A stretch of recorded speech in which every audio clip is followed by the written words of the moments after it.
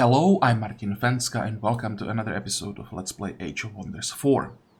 So we really didn't get that far last time, but I think we managed to get through all of the mechanic explaining and introducing of the game. So today we can just focus on the gameplay. There is only one thing I want to do before we start playing, and that's answering two comments. One, that's a technical thing because some people were asking about the resolution of the video. Well, I'm recording this series in the same resolution as my screen has. I'm using widescreen with 2540 times 1080 resolution. For most of my series, I can solve this, let's say, problem easily by playing games in windowed mode, setting the window to 1920 times 1080, and problem solved. But in this game, for some reason, I guess it was an oversight, they forgot to add the option. Even if I go to windowed mode, if I apply windowed, there still won't be the option to set the resolution for the window. So, do you want to cancel? Yes. What was I talking about? So, until they add the option, and I would be surprised if they did not add the option to choose the resolution you want to play in. So until they add the option, I don't really have a choice. I have to record it the way I'm recording. YouTube actually supports this this type of videos recorded for widescreen, but I guess some devices might have a problem with that. But yeah, as I said, I can't really do anything about it. So that's one thing, explanation of what's going on. And the other thing, there was a comment that pops up under my videos from time to time, especially when I start a new series and there is like someone new to my channel. Some people don't like the pace of my videos. They don't like that I take my time to think about my decisions. And this one was specifically about me staring on the map. How was the wording? That was excruciating watching me staring at the map for 5 minutes trying to choose my secondary city locations while I still don't know the terrain on the map. Well, I know enough about the map that it's worth it for me to think a little bit about in which direction I want to send my hero so that I don't waste time. The fog of war in this game doesn't really hide much. What I need to know is where are the mountains and how much room there is in between the mountains and how far away it's from the capital. I also know where I am on the map, so I can guess where the AIs will be. So most likely we will be in. There are four saves, so there are 4 factions. And we have 2 continents, so there are probably one in the north, one in the south on the other continent, and there will be the 4th one on the southern side of our continent. So at this point, I can say that I want to expand in these directions. I don't want to go directly south. And when I zoom closer, come on, I can see how the terrain looks like and how much room I have in between these mountain ranges. So I can quite reliably decide on the locations of my next 2-3 cities. Why is this important? Well, because I want to have at least my second city up, and ideally third city actually as well. I want to have them up as soon as possible. So I want to know in which direction I want to send my hero. The hero is not exactly flying through the map, especially without, or even with the mount. The hero is quite slow because he's even when he has a mount, or she has a mount, the units that she's dragging with her are quite slow. So if I don't do this decision early and send the hero in a random direction, and then I realize that I want to settle on the other side, I'm gonna waste like 5-10 turns getting to that location. Well, that's a lot of time that the new city could have been developing instead. So yeah, it is worth it to me spend some time making these decisions, even though I don't know all of the facts, but I know enough so that these decisions most of the time are quite reliable. And yeah, I don't know where the resources are, but I don't care. All I need is to know how much room the city will have for growth. And if then there is a resource that I desperately need that is just out of range of the city, I can hook it up always with an outpost. So, sorry, but if you don't like the pace of my videos, I'm not changing it. This is how I play. I like to play slow. I like to take time when I make important decisions. And also, I'm playing on the highest difficulty. I can't really just make rush decisions because they have consequences. So that's that. And that's how it's gonna be. So I understand that it's pace that's not for everyone, but I'm not changing it. Okay, enough talking, let's start playing. We have 2 units here that are following the hero. We are researching the secret arrows. Oh, one more thing. Please, no spoilers in comments. There is a lot about this game that I don't know, and I would like to explore it for myself. I want to find my strategies. I know that everyone is really hyped up and it's new, and we are discovering all these strategies that work, that don't work, and often you want to share like what you learned about the game with others. But also think about what it is for other people, that by telling them you are taking away this feeling of discovery for them. So please try to limit the spoilers in comments. Okay, can we do anything in the city? We just probably paid for more population. We don't have enough money to queue up another unit, so we can end the turn. This should be turn 5. I would really like to settle the second city before turn 10. Or at least get the outpost before turn 10. Now the question is... Oh, we already grabbed military engineering. I wasn't sure about that. Okay, great. We don't care about basic seafaring at all. At some point we want to grab it, but it's gonna be probably like 30, 40 turns, maybe even more than that. For now, we don't really care about the other side of the world. These guys, yeah, you can see how slow they are, and armies are moving at the speed of its slowest unit, so the hero, because of the army, is also really slow. If I had to run, let's say, from here to here, because that's where my secondary city location is going to be, that's a long time. That might be easily 10 turns for the hero to get there. Holy crap. What a waste of time if I don't plan ahead. Now, our scouts.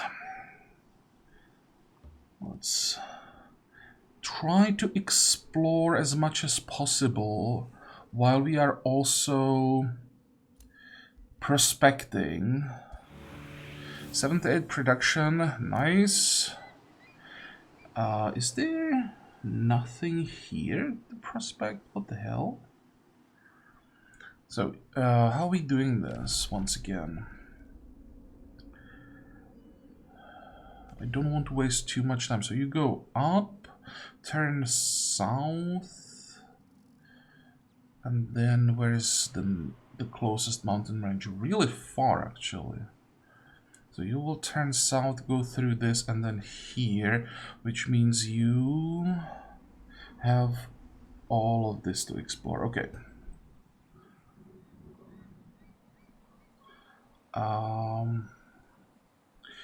Is it really all explored here?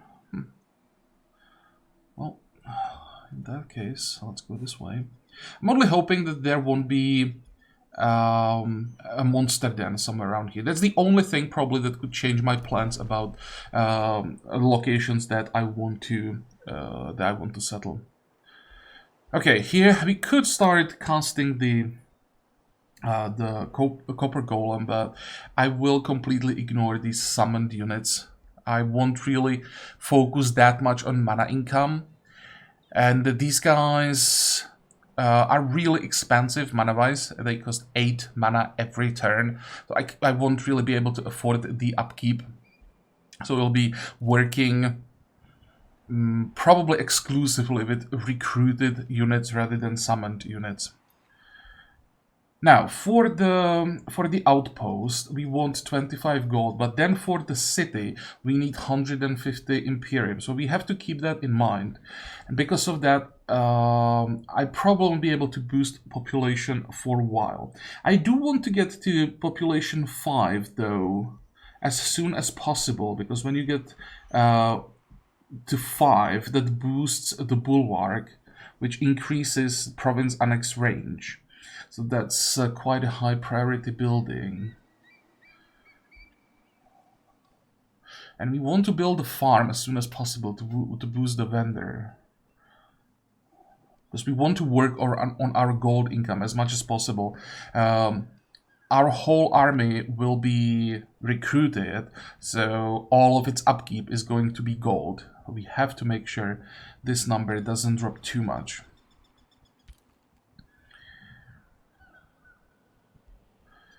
I guess that's all for this turn. Then, new empire skill. This is nothing that we care about. What we do want to grab, though, is probably fruitful integration. Founding or absorbing cities takes -2 turns, just quite a lot. Newly founded or absorbed cities gain +1 population. Free population is great. It saves you either time or Imperium, which is basically the same thing, actually. So we definitely want to grab this. That's 50, so we go down to what? We go down to 60, and then we're gonna need 3 turns? But in the outpost, I want to build something before I turn it into a city. So the timing is fine, I think. I can grab it now. But as I said, I probably can't afford... Or can I go down to 0 Imperium here? Then it would take me, what? 4 turns? I can actually do it. It will still work. It will then take me 4 turns to get to 160. And 4 turns is basically exactly what I need. Okay, so let's get the population, and the boost that we need was a farm. So can we get a decent farm somewhere? I want to probably get a quarry here. I think I'm gonna... is there anything interesting here? I'm gonna grab the farm... Here, do we need... We will need eventually Third Forester, so that could be this one, and then we'll see what we reveal here. Because I want to grow the borders of the capital mostly in this direction, so that the city here has more provinces to grab eventually.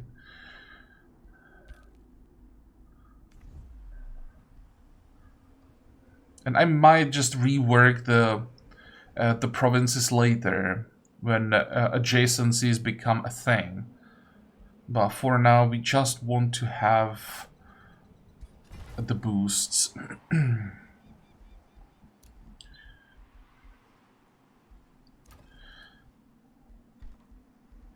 Okay, so vendor... Actually, I think we do have the money for the bulwark. So that gives us the annex range and gold income. Unlock special province improvements. I don't really care about that yet. Like unlock Stavern would be nice to have that. Takes 3 turns to build.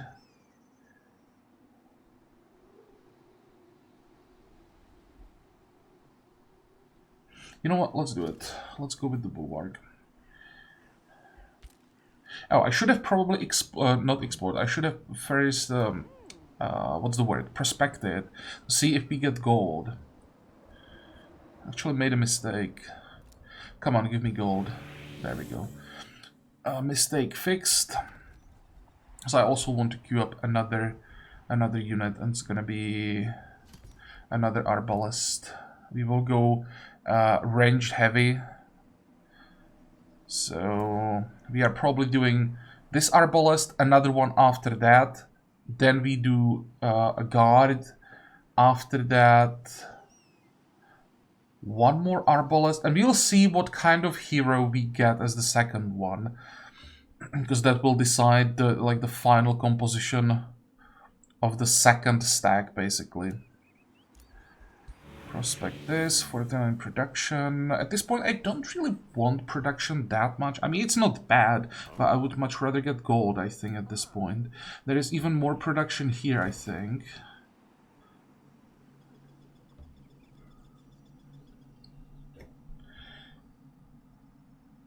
Okay, now, provinces. How far do we want to settle the city?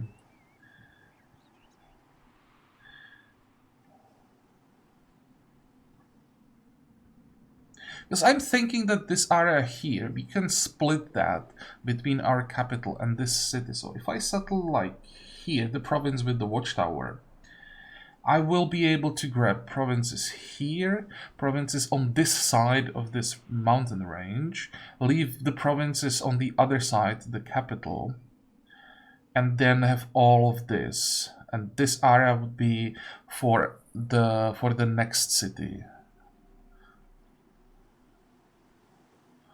Also, yeah, I don't want to go too far south with the provinces with this city, because I'm probably going to settle the third city somewhere on the northern side of this large valley.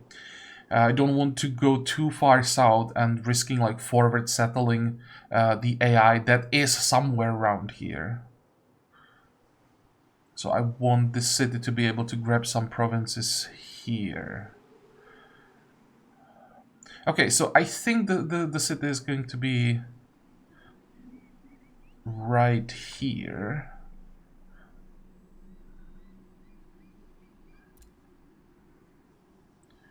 Oh, wait. I don't have...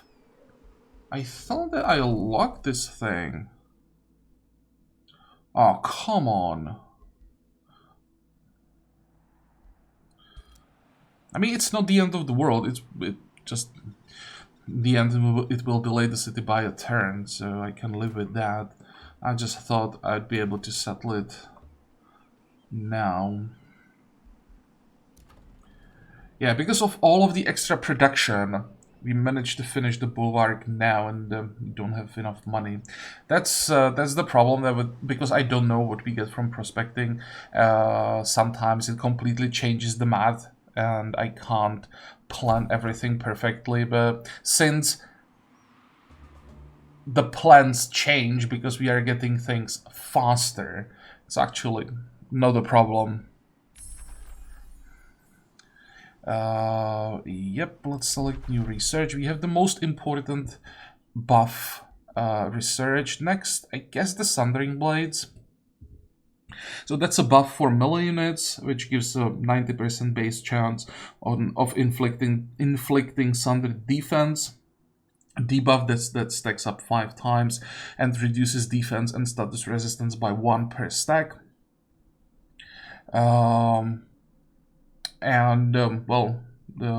This basically means that targets with the stacks then take more physical damage.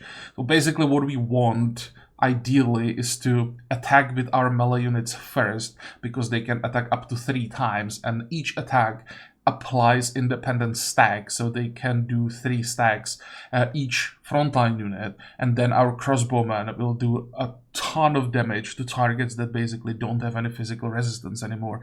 That's the plan.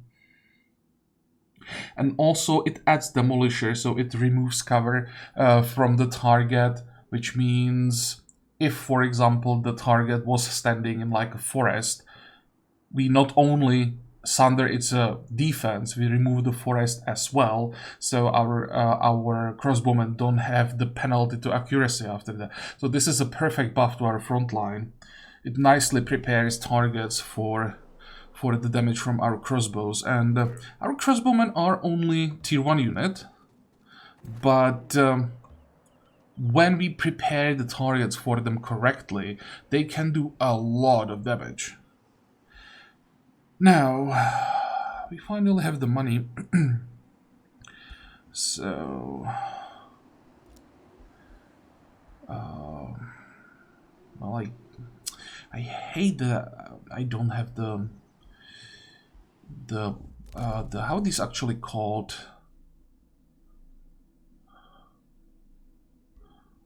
I don't have the buff for the outposts. That was a mistake. It actually will be 2 turns that I waste because now it takes longer to build. Also, it's build without the palisade. You know what? I'm actually gonna wait. Grab the buff next time.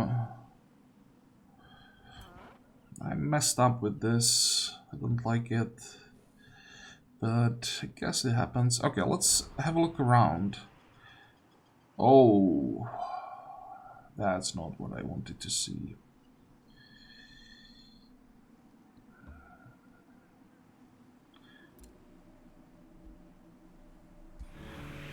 I think the graveyard is actually a silver spawner. So that's gonna be a pain in the ass.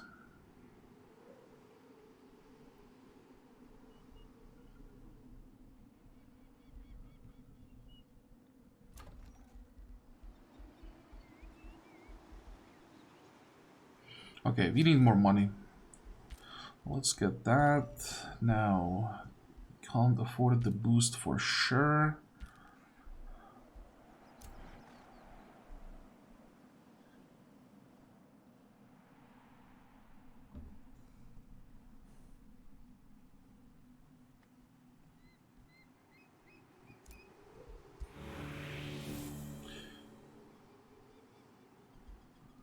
Next. I have to make sure that I don't get too close those. I will call these barbarians. I don't get too close to them. Definitely don't want to lose my scout. Okay, so now we can finally grab military engineering. That was a stupid mistake that I didn't know this. I didn't have that yet, but well.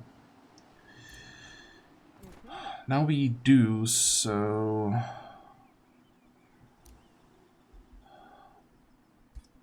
Let's do that.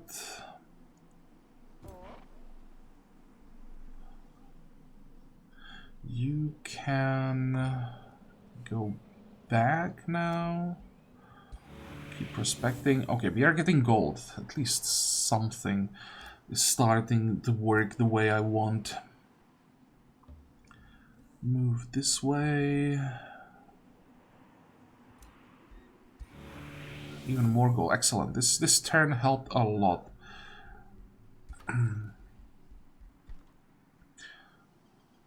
So we're gonna need, with the second city, we will need. I guess I'll be recruiting level 1 hero, so that should be 150 gold. So I have to make sure that I have that.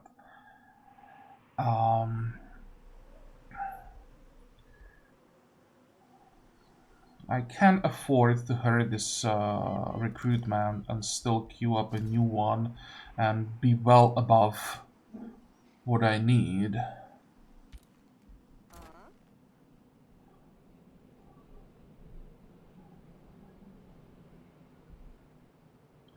Thinking, how strong are you? You are pretty weak. So what I could do, I could start creating like an army somewhere in range of that small monster then, because that's where the hero will be heading now. I basically need to destroy this den before this one becomes too active, because the plan is destroy this one, meanwhile get a second army and then send both armies here and get rid of this spawner as soon as possible, and then take care of this one. This one is quite far, but eventually it would start spawning units that would get to our capital, so we have to take care of that one as well. But for now, you are done.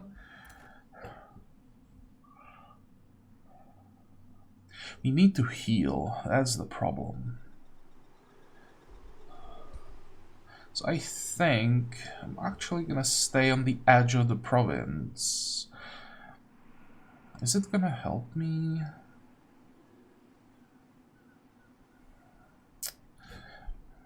I'm not sure if I'll get the heal when the outpost is not here yet. If the I don't know what's the order of things. If first the outpost gets finished and then the game checks where I'm standing for the healing, or if the game heals first and then the outpost gets finished. But I guess we want probably one more unit for the attack, so I guess we have time. We don't have to rush things that much. We will speed things up a lot when we get the second stack up and running. By the way, did I did not start the enchantment. Oh, come on. That's also something that we want to get before we attack. Making mistakes. It's not like huge. I'm not wasting that much time, but it's a turn here and turn there, and it adds up. Yeah, we didn't get the heal. So I guess I'll just have to be careful with the hero, because I don't want to wait any longer. Now, the outpost, we don't want to turn it into a city right away, even if we had the how is it called? Imperium. I first want to get a work camp, because that will give us extra province, and we will only pay gold for it and some time, instead of paying like Imperium for it when the outpost turns into a city.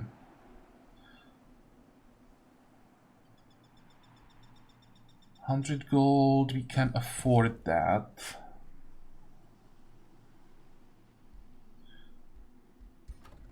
Then you... This is too expensive. We have to keep in mind that next turn we are recruiting a hero. Now, can we afford to attract the population? This is, what, 2 turns? We can't. We would be missing 5 Imperium at the point where we'll be able to get the city, unfortunately.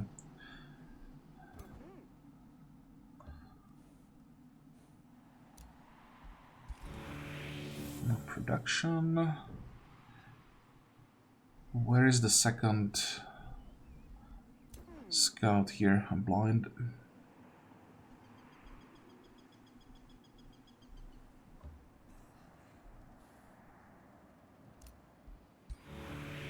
It's a lot of production. Okay, so options. Up here, these are defensive buildings. We don't care about any of this, at least not for now. We could go for the workshop, because that's basically the only thing that's boosted at this point. And I think I don't mind getting, especially the extra draft. Oh, and we also unlock the special province improvements, so maybe I should talk about that a little bit. Special province improvements are built from the production queue and replace an existing province improvement, so things like foresters, farms, that kind of stuff. Improved income based on adjacent provinces. So that's what I mentioned a few minutes ago when I said that I can rework improvements later when adjacencies become a thing. Army effects in and around the special province improvement. Blah blah blah. Army spawn points, army visit bonuses not important. Special province improvements are unlocked with tomes and cultures. Yeah, so how does this work? The Builder's Quarters, for example, is a province improvement that has to be built through the city. It's quite expensive, takes a while to build, gives 15 production no matter where it's built, and then 5 more production for each adjacent quarry.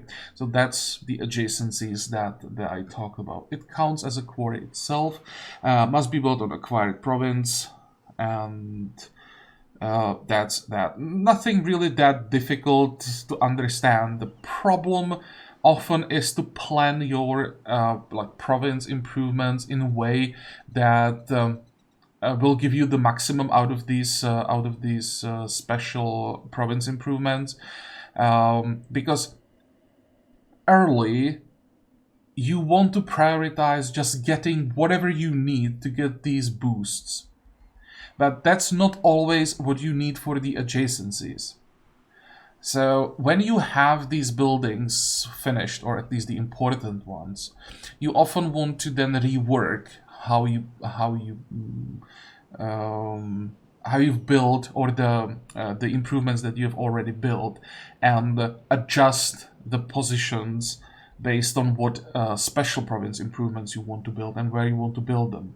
And we have the Runecarver's Camp here, special province improvement that gives draft, that's the production for units, and mana per adjacent quarry.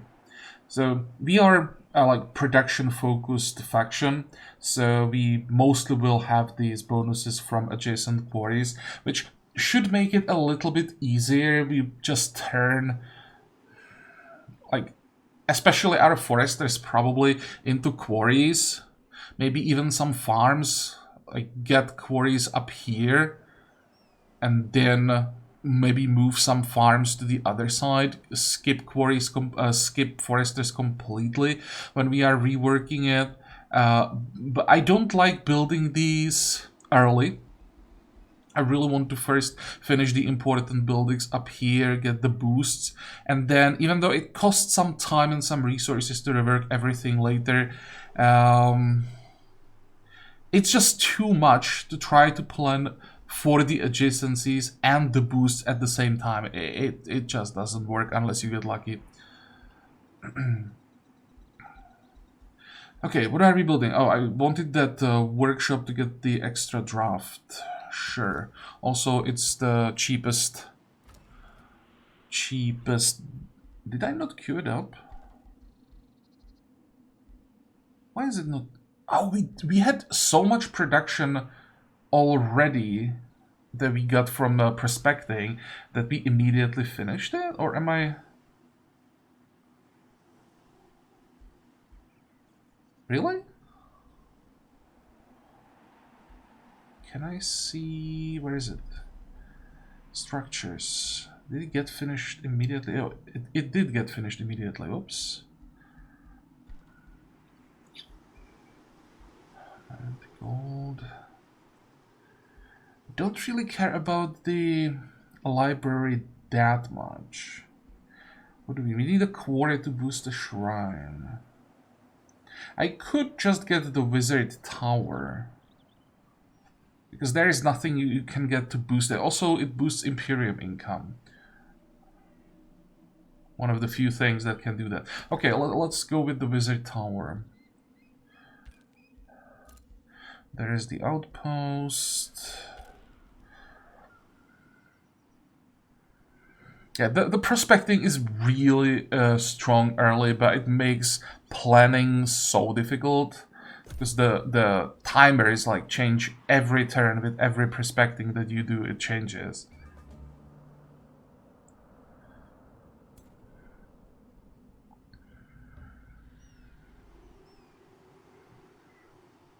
Okay, how much money do we? 163.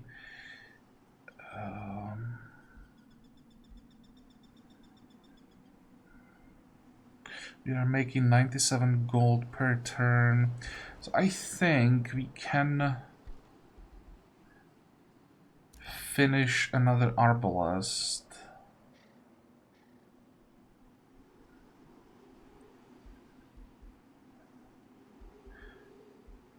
Queue up one guard.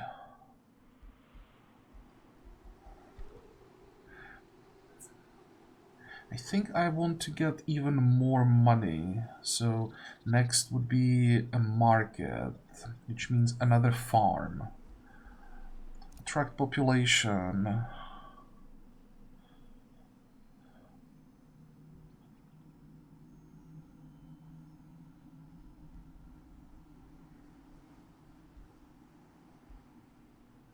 get a farm here. Okay, now we can use or cast the Seeker Arrows. All of our Arbalists now have the buff.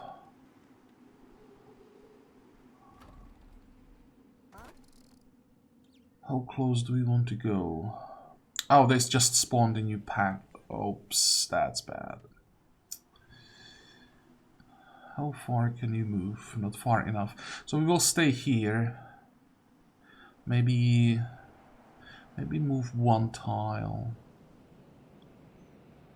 Even actually, the unicorn can't really go that far, so we can move like up here.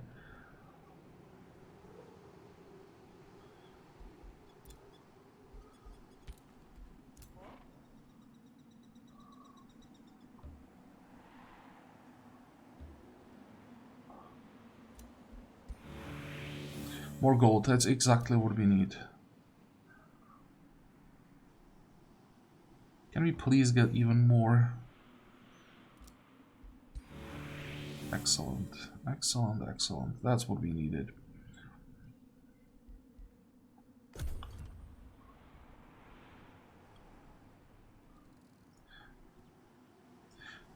Oh, that's great. The unicorn ran away. So no support for this stack. That will make it so much safer. Because there was another tier 3 unit.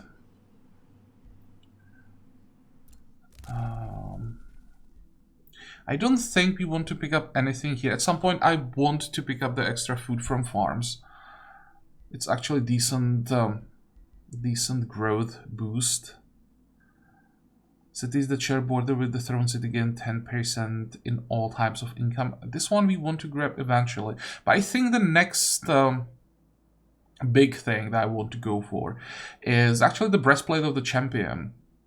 We already have a two-handed weapon, so it's going to be a huge boost to the damage output of our hero.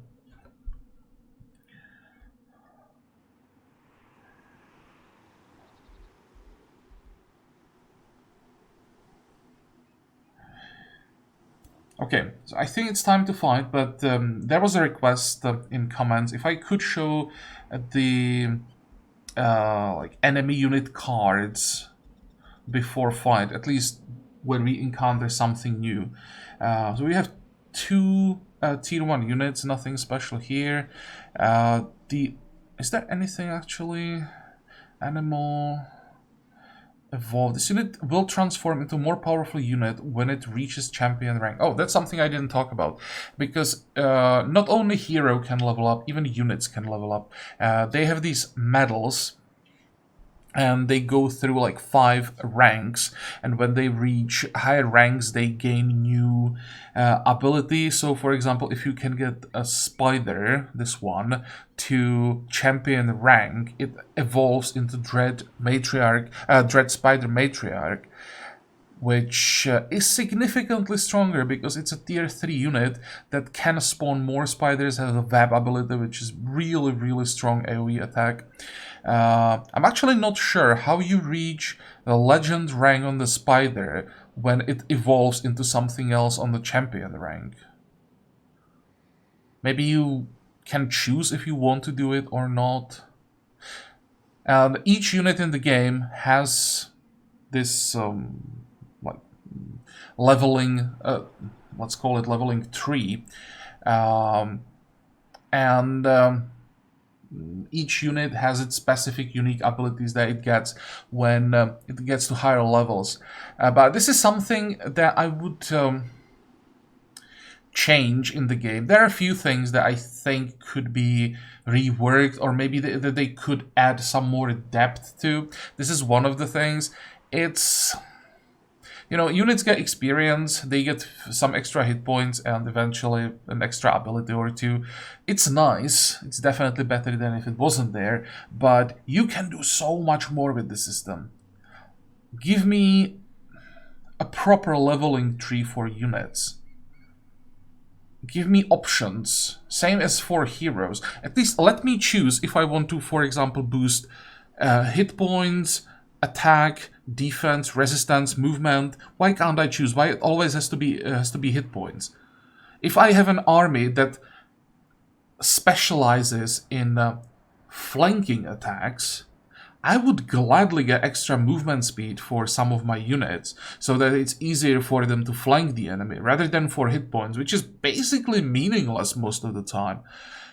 And there can be so much more done with this. Why are there only like 5 levels? Give me more, give me 15 levels, and give me every 5 level, give me a choice of 3 unique abilities. I know it would require some work, but holy crap, it would add so much to the game. Come on, devs, don't be lazy. I hope they add something like this eventually in one of the expansions. Okay, so let's keep going. Spider. There is something that I wanted to check. I think they can like regenerate, but I don't see it. Maybe it's a different type of spider. There are like, I don't know, 6 types of spiders that I've seen so far. Then we have Gortask Piglet, which is a shock unit.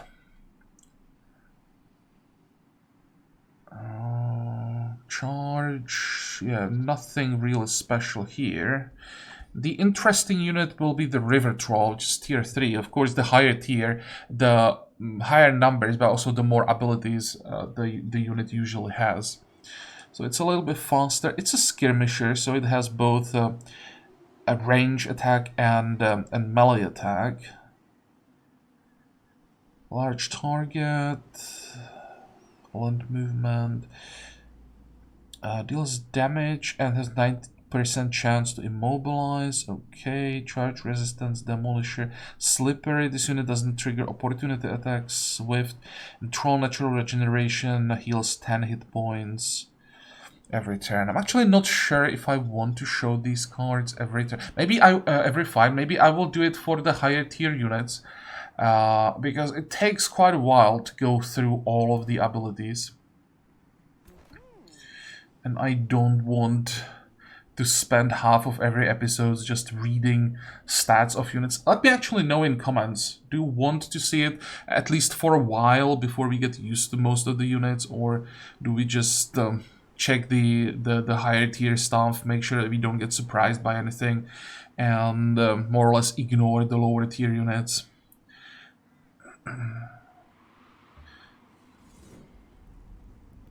Another thing, the recommendation to use faster like action speed in combat.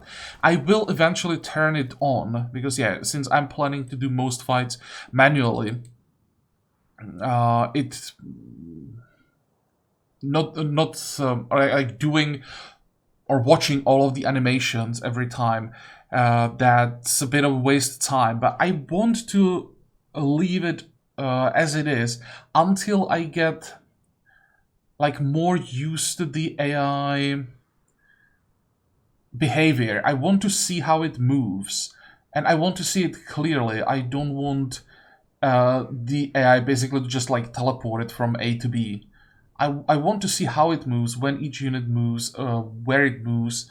So give me a few episodes, and when I feel like I can predict the AI a little bit better, that's when I'm gonna change it. Now, you, my friend, are gonna stay back a little bit, probably. And we want to move the crossbows. Do we want to let them come? I think I want to let them charge us. It's gonna be annoying with the troll, but I want to use the overdraw.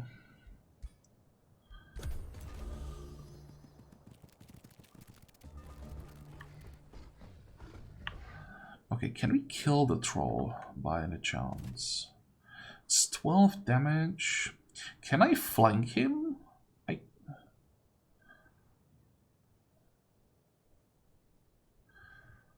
Can I reach him from here? I can. So if I go overdraw right away,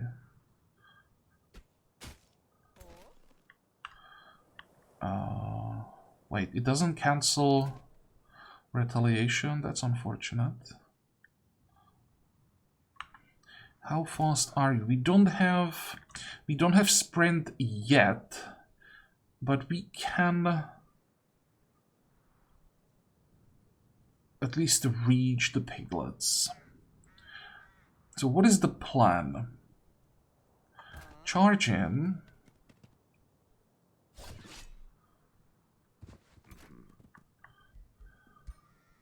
And shield the hero. Okay, you can get here. And you can get here.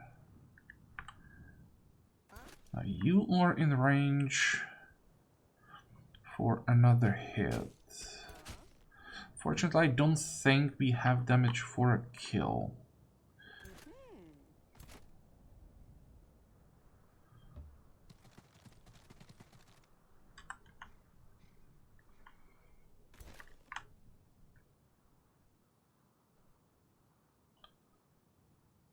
Well, what is important is that all of these shots are from a flank. Yeah, we are missing probably like 30-ish damage.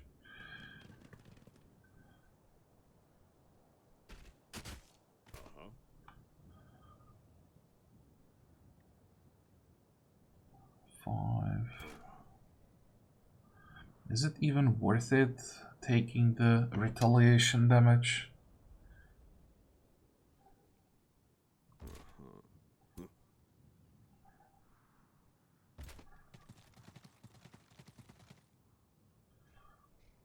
I don't think so.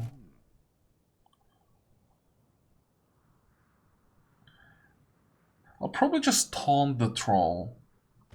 At least try it. Taunt resisted. It's unfortunate. Let's try. Do I want to taunt him with this unit though? Because I don't want him to start running towards my arbalists. That's for sure. So I think I will try it. Okay, it worked. The higher tier usually, the higher like status effect resistance, and taunt is a status effect. So I kind of expected that he's going to resist the first taunt, or maybe even both taunts, but I think it was worth trying.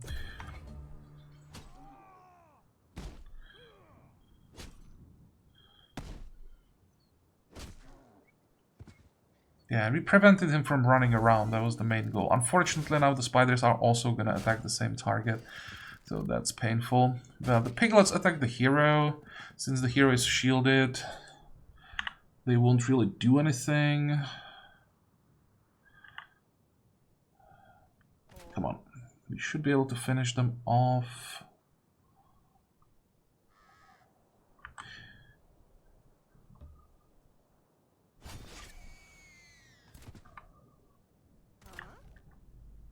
Okay, now because there are our units standing in front of the troll, you can see that the chance to hit is lower. And you can hit your own units.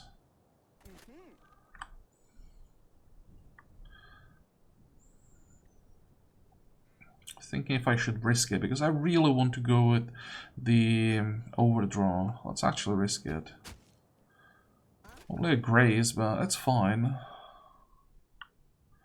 Now, the second shot should be enough damage for a kill.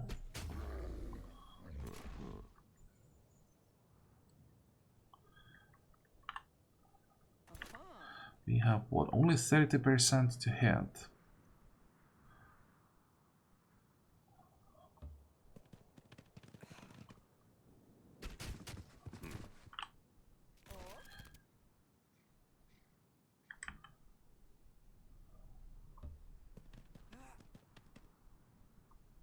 Just don't hit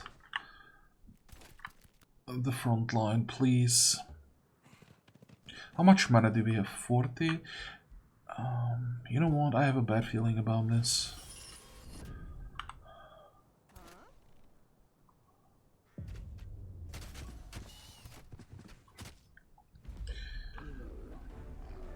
Okay, so that's done.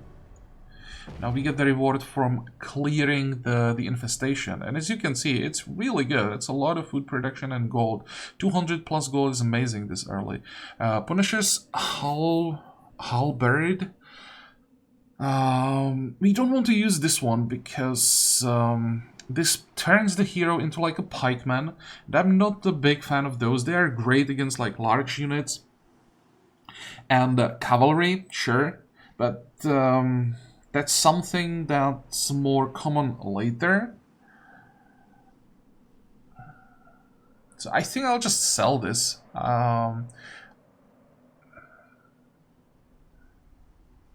This is a build that I basically never use. And then we have Wand of Lightning Strike. I mean, sure, why not?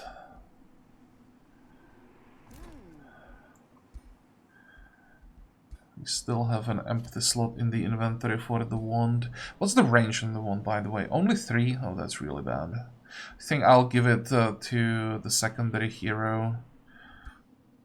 Now, first thing first, let's get sprint.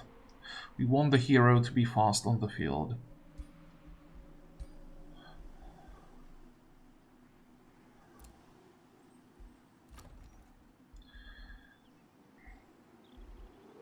How much money do we have? 455.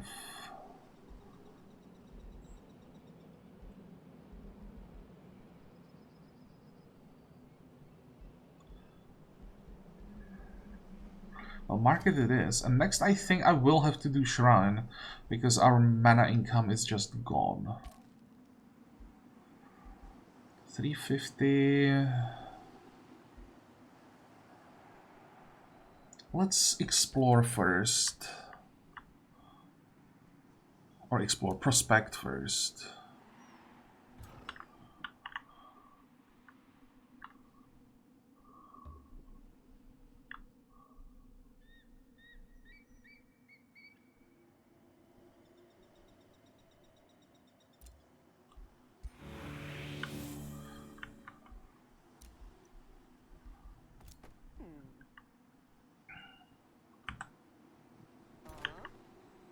Next, we want to take out the unicorn.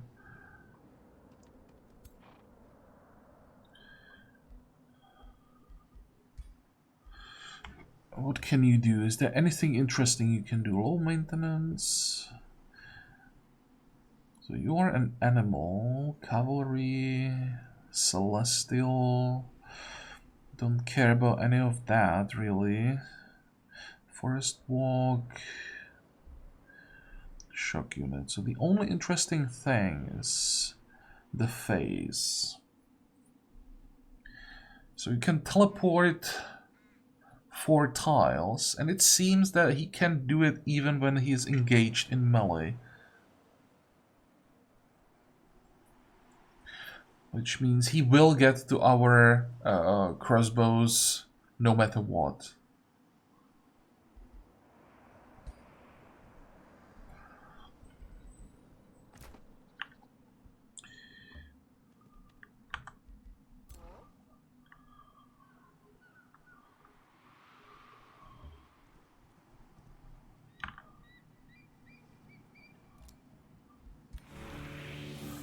Wand of Blizzards. That's a good one. This is this takes all your actions, and you have to have all your actions available to use this thing. But it has range 6, so really long range spell, and it hits everything in the 1 hex radius. And as a secondary effect, it slows down, or it has a chance to slow down everything it hits. The AI likes to move its units in a stack. So often you can hit every single enemy unit on the field with this thing. And 24 damage to every single unit. This wand is busted.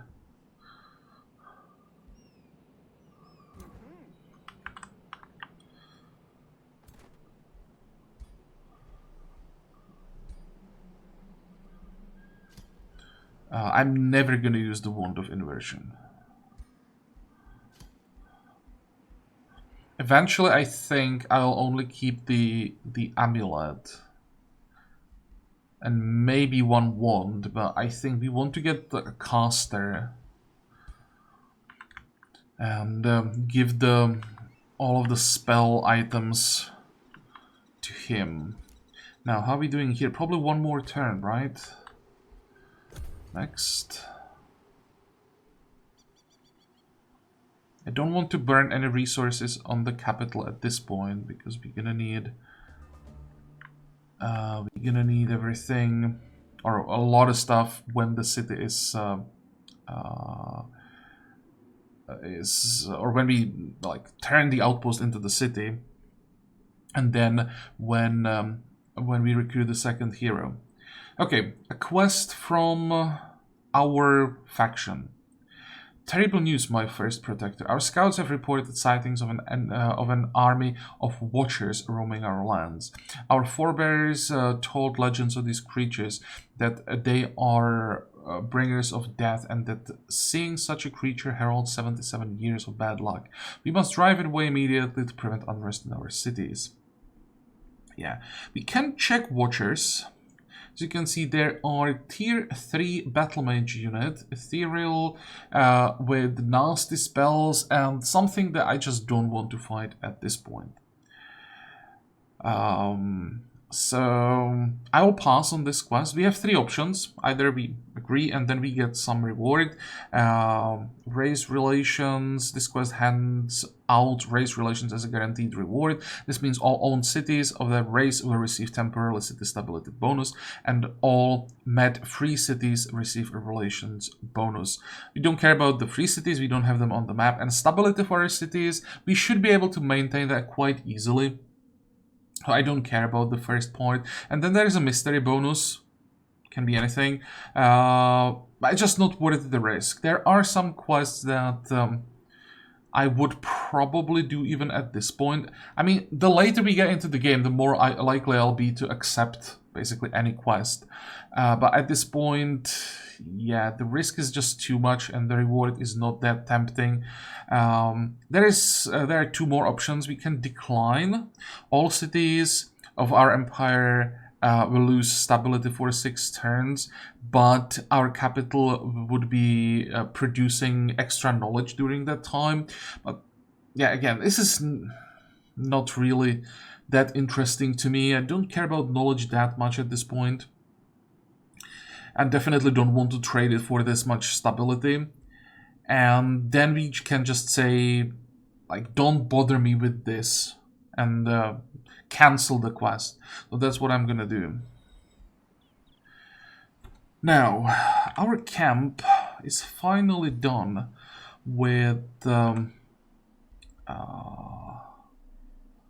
was it? It wasn't stone wall. What did we just finish? Work camp, I think that's how it's called. So we can add the province. And what we need first is Forester. With the buildings that we want to build first in mind. Forester is what boosts the buildings that that produce food, if I remember correctly. So we're gonna start with that. And now we turn the outpost into a city. Okay, can we see the graveyard? Yeah, it is a silver spawner. We have to get rid of that as soon as possible. Unfortunately, the unicorns ran away. And I'm not chasing them. There would be too much time.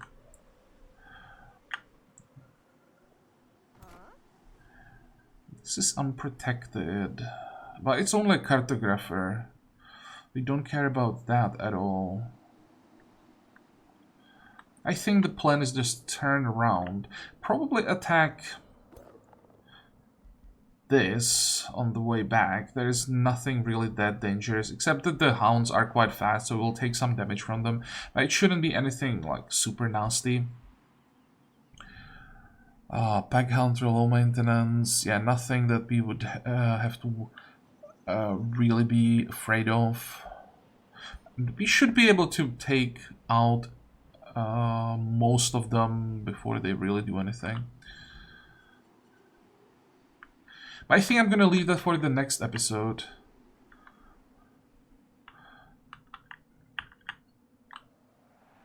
I think this one is long enough. So next time, second city, and off camera, what I need to do, and I don't want to do when I'm recording because it's gonna take a while, I need to check all of these neutral stacks of units to figure out what we can attack right away and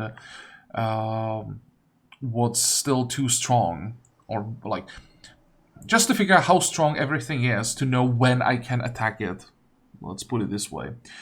And I also have to decide, like make the final decision on the third city.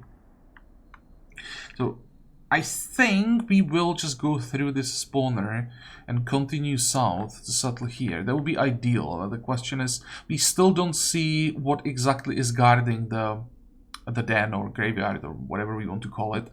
So it's possible that I actually won't be able to do it for a while. But well, we'll see about that next time. This episode is over, so I hope that you liked it. I hope that you're going to join me next time again. Now until then, have a good time. Bye-bye.